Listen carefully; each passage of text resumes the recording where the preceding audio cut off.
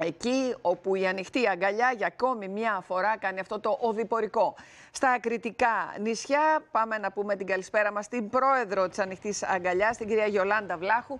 Κυρία Βλάχου, τι κάνετε? Καλησπέρα σας, ευχαριστούμε που είστε στην περίμετρο. Καλησπέρα. Ευχαριστούμε πάρα πολύ που μας δίνετε την ευκαιρία να ακουστούμε. Είναι μια ευχάριστη νότα σε όλο αυτό το τοξικό, ας πούμε, περιβάλλον που έχουμε αυτές τις μέρες, με όλα αυτά τα δυσάρεστα γεγονότα. Στη Χάλκη είναι πάρα πολλά χρόνια που ερχόμαστε. Είναι ίσως από τα πρώτα, όχι ίσως, από τα πρώτα νησιά που επισκεφτήκαμε πριν 32 χρόνια. 32 χρόνια ακριβώς υλοποιούμε αυτό το πρόγραμμα προληπτικής ιατρικής και ενημέρωσης με τον γενικό τίτλο «Υποστηρίζουμε τη ζωή», γιατί αυτό ακριβώς κάνουμε. Κυρία Βλάχου, 32 χρόνια μετά, καταρχάς βλέπουμε μια υπέροχη εικόνα από τη Χάλκη και ευχαριστούμε τον Νικονολίπτη που μας δίνει αυτή την πολύ όμορφη εικόνα από αυτό το νησί. 32 χρόνια μετά, οι άνθρωποι που πηγαίνετε σε αυτά τα νησιά, οι γιατροί, το νοσηλευτικό προσωπικό, θεωρώ ότι τους ανθρώπους πια τους ξέρετε με το μικρό τους όνομα. Έχει αναπτυχθεί και μια προσωπική σχέση έτσι, με τους ανθρώπους στα νησιά αυτά. Όχι ακριβώς.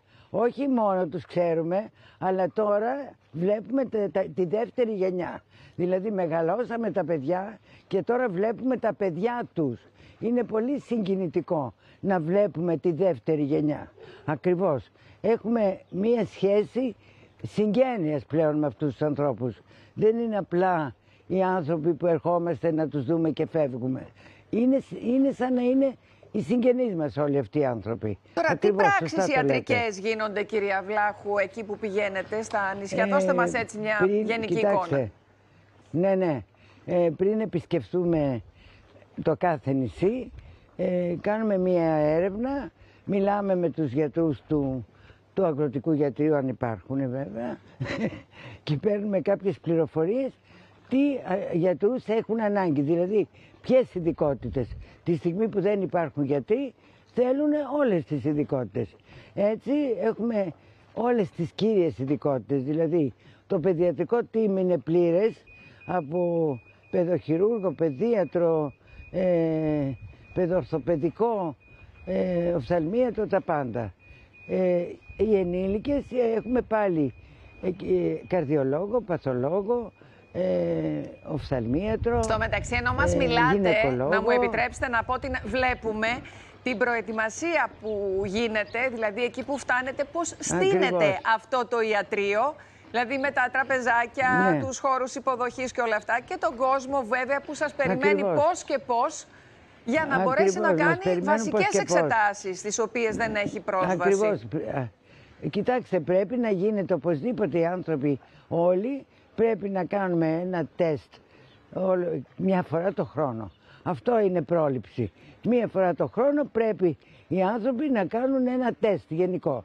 Τα δε παιδιά, όχι σπάνια, βρίσκουμε και περιπτώσεις τις οποίες πρέπει να παραπέμψουμε είτε στο παιδιατρικό νοσοκομείο, στην Αθήνα βεβαίως, και τα παιδιά καταφθάνουν στον Πέδον, όπου εκεί είναι και η έδρα μας, και αυτό είναι πολύ καλό γιατί παρακολουθούμε και την εξέλιξη της υγείας των παιδιών. Έχετε δίκιο σε αυτό, και είναι και οι γονείς πιο ήσυχοι ότι είμαστε κοντά τους. Να σας πω, κυρία Βλάχου, πότε φτάσατε στη Χάλκη? Πείτε μου.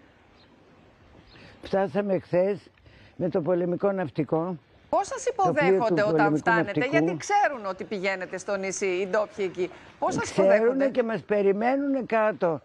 Κάτω με πολύ χαρά μας περιμένουν παιδιά, ενήλικες, ηλικιωμένοι, οι γιατροί, όλοι οι αρχές του τόπου, ο Δήμος, εκπρόσωπος του Δήμου.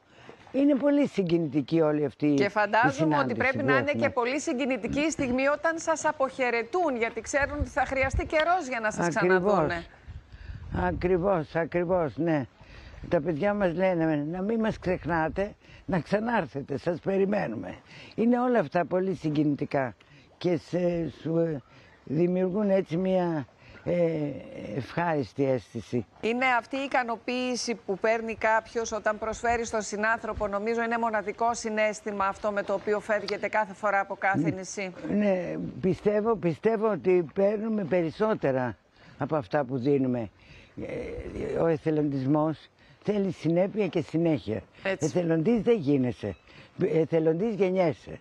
Θέλει συνέπεια λοιπόν και συνέχεια. Πού θα πάτε μετά από τη Χάλκη? Και ευθύνη.